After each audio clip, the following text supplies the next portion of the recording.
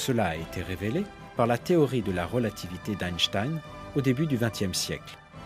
Jusqu'alors, on ne savait pas que le temps était relatif, ni qu'il pouvait changer selon les circonstances.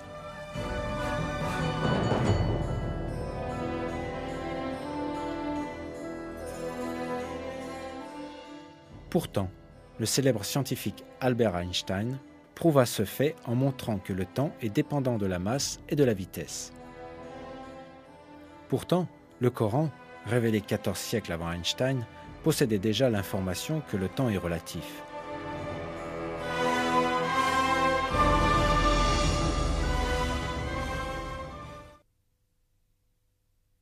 Cependant, un jour auprès de ton Seigneur équivaut à 1000 ans de ce que vous comptez.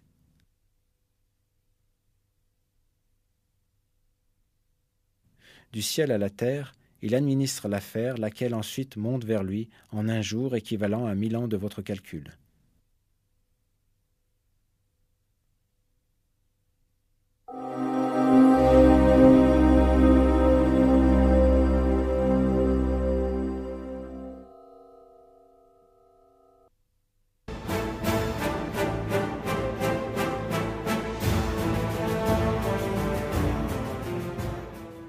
On estime qu'en une seconde, approximativement 16 millions de tonnes d'eau s'évaporent de la Terre.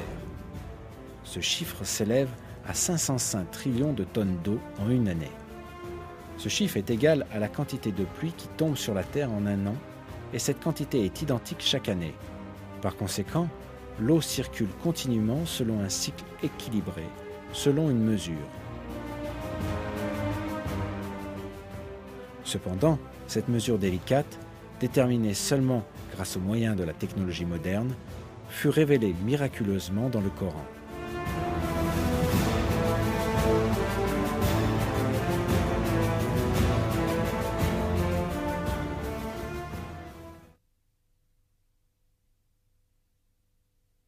Celui qui a fait descendre l'eau du ciel avec mesure et avec laquelle nous ranimons une cité morte, aride, ainsi vous serez ressuscités.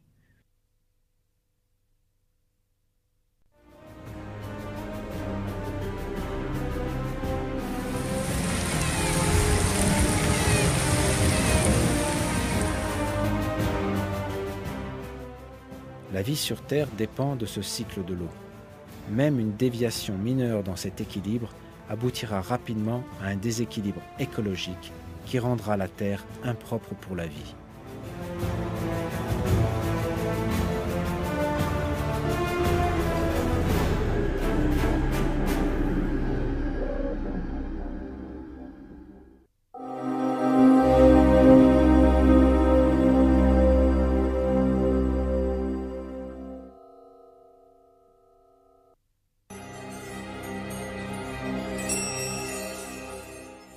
Révélé au 7e siècle, à une époque où les connaissances des hommes sur ce qui se passe au fond de la mer étaient très limitées, le Coran contient des informations importantes sur la structure de la mer et même sur les profondeurs des océans.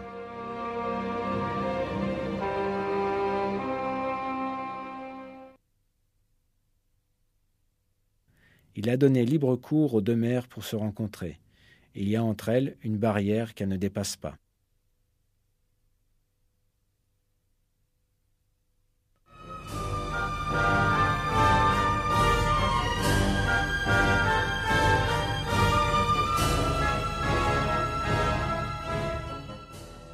Cette propriété des mers, c'est-à-dire qu'elles se rencontrent et pourtant ne se mélangent pas, n'a été découverte que très récemment par les océanographes. À cause de la force physique appelée tension de surface, les eaux de mer voisines ne se mélangent pas.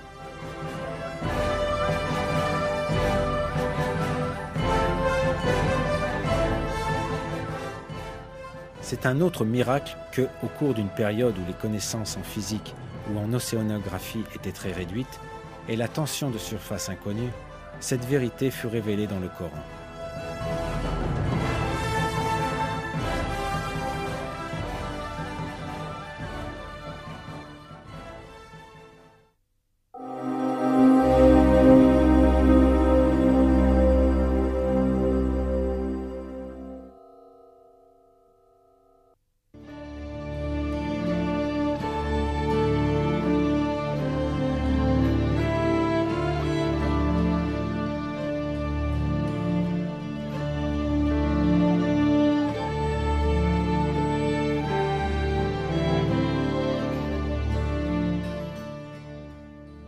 Le Coran est la parole de Dieu Tout-Puissant qui a créé toutes les choses à partir du néant et qui enveloppe tous les êtres avec son savoir.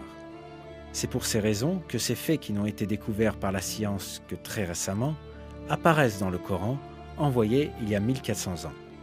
Dans un verset, Dieu révèle cela à propos du Coran.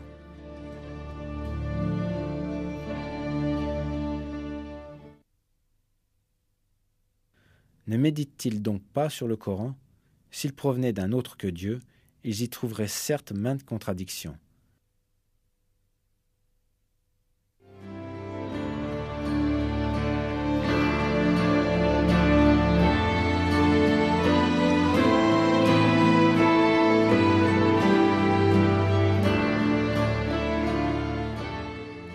Il n'y a aucune contradiction dans le Coran.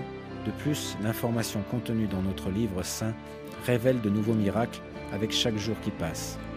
L'être humain doit s'accrocher fermement à ce livre divin révélé par Dieu, et il doit le recevoir avec un cœur ouvert, comme son seul et unique guide dans la vie. Dans le Coran, Dieu nous dit la chose suivante.